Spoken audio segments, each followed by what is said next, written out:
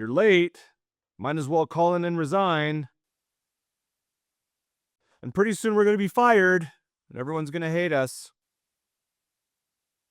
And pretty soon we'll be homeless. If you've ever had one thing go wrong and suddenly you're spiraling down fast, then you're going to want to see this. And if you're autistic, ADHD, or both, like me, you sit in these thought loops until you lose it, or shut down, or have an epic Oscar-worthy meltdown. And I haven't even gotten an award for mine. Today we're talking about common cognitive distortions that can quickly turn into a full-on crying session, why these are common when you're neurodivergent, and how to be less reactive when they pop up. Let's dive in. What are cognitive distortions? Thought loops that are often extreme, repetitive patterns within your brain. These are called cognitive distortions. They're like mental shortcuts. Your brain has all kinds of shortcuts. Some of them help you work more efficiently, but sometimes the loops can be disruptive and negative. And they're not the reality. They're distortions of reality. But sometimes your brain convinces itself that they are reality. And the longer you sit with them, the more likely it is that these will send you into a negative spiral. They especially can increase your anxiety, which can lead into meltdown territory. And over time, they can be dangerous. Leave you feeling hopeless, overstimulated, and snapping over the littlest things, which leaves you feeling guilty and starting a whole new rumination cycle. And the hard part, we might not even notice we're doing this. We just sit and stew. And you might be sitting there thinking, everyone does this, right? Yeah, probably sometimes. Constantly? Not really. And just sits and thinks like this for the next 52 hours? Hashing and rehashing until we end up with the diarrhea? No? Anyone? Just me? The truth is, neurodivergent brains end up here a lot. And then we think we're right. Our brains tell us, We think it, so it must be true. but it's usually not. So when things feel uncertain, or we're stressed, or we haven't slept well for the last few days, or decades, our brains might default to this really, really quickly.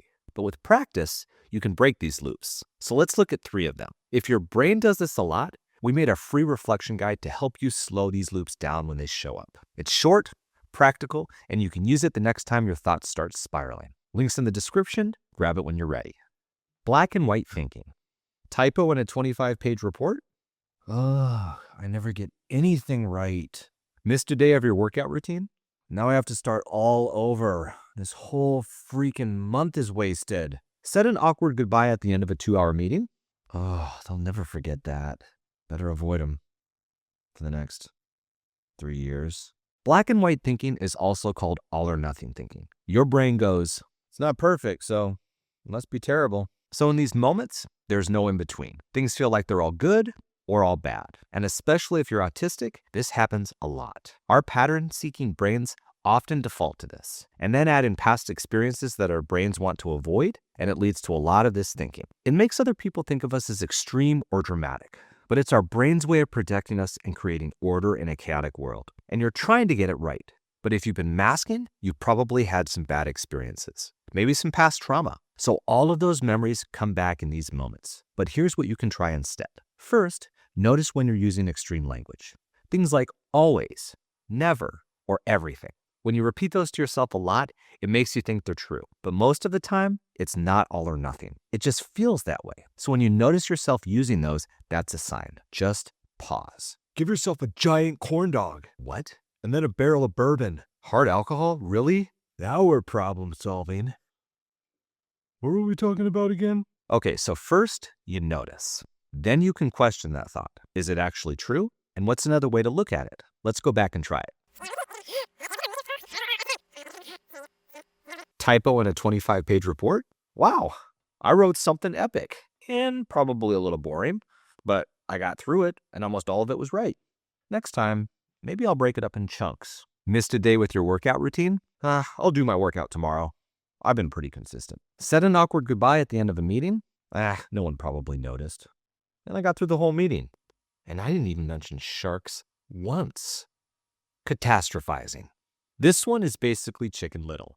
You know, The sky is falling. you're going straight to worst case scenario and sending your nervous system into panic mode constantly. Neurodivergent brains jump to conclusions that might not always be logical if we took a little time. And we go to the worst case scenario because why prepare a little when you can prepare for the absolute worst? 95% of the time, it works 100% of the time, just in case. And it's likely we've experienced trauma or struggle with rejection sensitivity dysphoria, or RSD. So autistic, ADHD, and AUDHD brains often default to, well, looks like I'm getting fired, when we get an email that says, hey, can we have a quick meeting after lunch?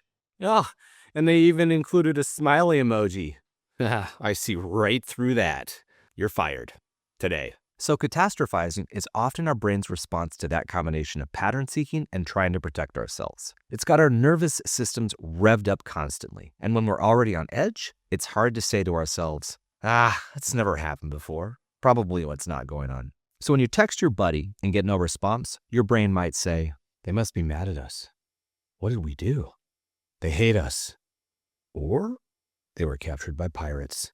We're not even near the water. But now, if you start to notice your brain going to worst case scenario, you can ask yourself, is this really what probably happened? Then think of 3 alternative explanations. And for me, sometimes the more ridiculous, the better. Maybe she's off squiring for a jousting competition. I also use this as a spot to check in with myself and think, why am I feeling this way? A lot of the time when I'm catastrophizing, it's because of things related just to me. I didn't sleep well. I forgot to eat. I'm feeling unsettled by something else. I'm stressed. Once I know that, it's easier to calm down about the situation. And I remind myself, just because I feel that way doesn't mean it's true. All of our feelings can play tricks on us. And our neurospicy brains, they do that a lot. Plenty more where that came from. Magnifying the bad, minimizing the good. Your performance has been great. Probably some of the best we've ever seen. We love everything that you've been doing, like we've been talking about for the last 4 hours and 57 minutes. So, but if we had to choose one thing that you had to work on, it would probably be that you give yourself more credit for all the awesome things that you're doing. Okay. Yep. Thanks for the feedback. I knew I was doing something wrong. Dude, that's all you're thinking about? I'm pretty sure that review was awesome. Oh, I never give myself the right amount of credit. You make it all about the things that went wrong and completely ignore everything that went right, which might be a lot of it. So you finish a bunch of work, clean the kitchen, repair the floor, but forgot to reply to that one message? Today is a failure. You got worked up but didn't have a meltdown or end up in burrito mode? You'll never be able to manage your emotions.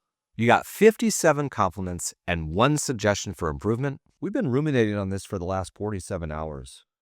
Maybe we should eat. We already know we're prone to look for patterns, and we tend to fixate on the bad.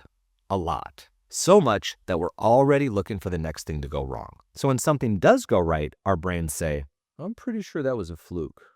Probably should ignore that one. And a lot of autistic people have perfectionist tendencies and a little black and white thinking telling us, it's all good or it's all bad. We don't want anything in between. So we completely ignore a lot of the good. But the good news is you can train yourself to notice it. Just take some practice. Start by downloading a reflection guide or grabbing a notebook. Jot down small wins every day. You're not trying to become some positive sage guru suddenly who is this Zen wizard. You're training your brain to actually see the good. Because realistically, it's all around. You had a good meal?